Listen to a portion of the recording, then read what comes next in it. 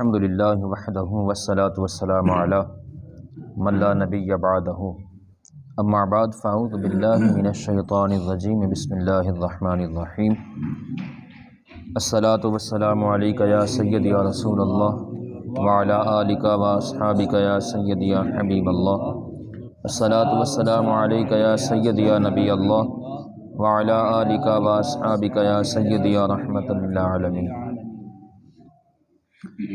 معزز حاضرین و سامعین، نماز جنازہ کے متعلق ہم پڑھ رہے ہیں نماز جنازہ کے احکام و مسائل۔ تو جنازہ کے لیے چند چیزیں ضروری ہیں۔ میت کے بدن اور کفن کا پاک ہونا نماز جنازہ کے لیے ضروری ہے۔ بدن پاک ہونے سے یہ مراد ہے کہ اسے غسل دیا گیا ہو، یا غسل اگر ناممکن یعنی غسل ناممکن ہے، نہیں دیا جا سکتا، تو تیمم کرایا گیا ہو، اور کفن پہنانے سے پہلے اس کے بدن سے نجاست نکلی تو دھو ڈالی جائے، اور بعد میں خارج ہوئی تو دھونے کی حاجت نہیں، دھونے کی ضرورت نہیں ہے۔ کفن پہنانے سے پہلے اگر جسم سے نجاست نکلی ہے تو وہ دھوئیں، اگر کفن پہنانے کے بعد نکلی ہے تو پھر دھونے کی ضرورت نہیں۔ اور کفن پاک ہونے کا مطلب یہ ہے کہ پاک کفن اسے پہنایا جائے، اور بعد میں اگر نجاست خارج ہوئی اور کفن آلودہ ہوا تو کوئی حرج نہیں ہے۔ بغیر غسل نماز پڑھی گئی تو نماز جنازہ نہیں ہوگی، اسے غسل دے کر پھر پڑھیں۔ اور اگر قبر میں رکھ چکے ہیں میت کو مگر مٹی ابھی تک نہیں ڈالی تو قبر سے نکالیں اور اسے غسل دیں اور نماز جنازہ پڑھیں۔ اگر مٹی ڈال دی گئی ہے تو اب دوبارہ نکال نہیں سکتے، اب نکالنے کی اجازت نہیں ہے، بلکہ اس کی قبر پر ہی نماز پڑھی جائے گی۔ اب اس کی قبر پر نماز جنازہ پڑھیں، اب ہو جائے گی۔ اس کی وجہ یہ ہے کہ کیونکہ اب غسل دینا ناممکن ہے، کیونکہ قبر سے نکال نہیں سکتے۔ تو جب تک مٹی نہیں ڈالی تھی اس وقت تک نکالنا جائز تھا اور غسل ممکن تھا۔ جنازہ کا وہاں موجود ہونا یعنی کل یا اکثر یا نصف ما سر کے موجود ہونا، لہذا غائب کی نماز نہیں ہوتی ہے۔ یعنی جنازہ کا وہاں میت کا موجود ہونا شرط ہے۔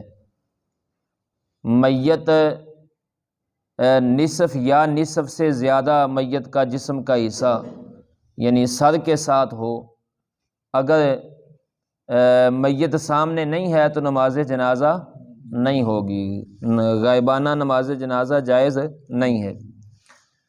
جنازہ زمین پر رکھا ہونا یا ہاتھ پر ہو مگر قریب ہو، اگر جانور وغیرہ پر لدا ہوا ہو تو نماز جنازہ نہیں ہوگی۔ جنازہ کا ساتھ ہونا، سامنے ہونا، زمین پر ہونا، یہ شرط ہے۔ جنازہ مصلی کے آگے قبلہ کو ہونا شرط ہے، اگر مصلی کے پیچھے ہوگا نماز صحیح نہیں ہوگی۔ مصلی کہتے ہیں نماز پڑھنے والے کو۔ اگر جنازہ الٹا رکھا یعنی امام کے دائیں میت کا قدم ہو تو نماز ہو جائے گی، مگر قصداً ایسا کرنا گناہ ہے۔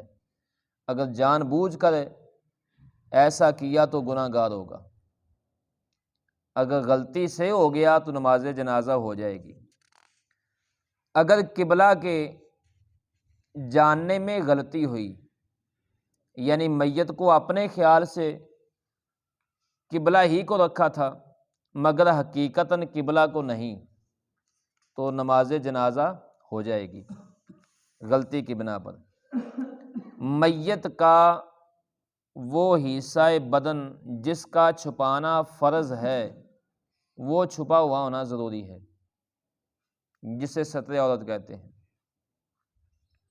میت امام کے محاذی ہو، یعنی اگر ایک میت ہے تو اس کا کوئی حصہ بدن امام کے محاذی ہو، اور چند ہوں تو کسی ایک کا حصہ بدن امام کے محاذی ہونا کافی ہے، یعنی امام کے بدن کا حصہ جڑا امام کے سامنے ہو، امام کے سامنے ہونا چاہیے، محاذی ہونا چاہیے۔ نماز جنازہ میں 2 رکن ہیں، نماز جنازہ میں 2 رکن ہیں۔ پہلا رکن ہے 4 بار اللہ اکبر کہنا یعنی تکبیرات، اور دوسرا رکن ہے قیام یعنی کھڑے ہونا۔ بغیر عذر بیٹھ کر اگر یا سواری پر نماز جنازہ پڑھی تو نہیں ہوگی۔ اگر میت کا ولی یا امام بیمار ہے، امام کھڑا نہیں ہو سکتا اور امام نے بیماری کی وجہ سے بیٹھ کر نماز جنازہ پڑھائی اور مقتدیوں نے کھڑے ہو کر پڑھی تو نماز ہو جائے گی۔ نماز جنازہ میں 3 چیزیں سنت مؤکدہ ہیں۔ کتنی چیزیں؟ 3 چیزیں۔